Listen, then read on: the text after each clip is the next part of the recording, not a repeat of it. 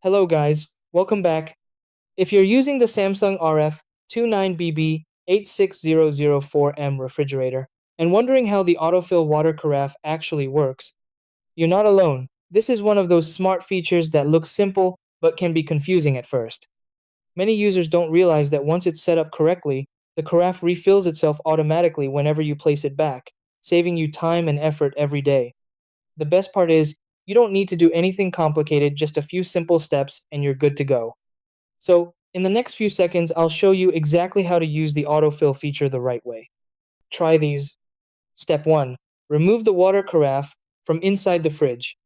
Step 2. Fill it manually once and place it back properly in its slot. Step 3. Make sure the autofill feature is enabled from the control panel. Step 4.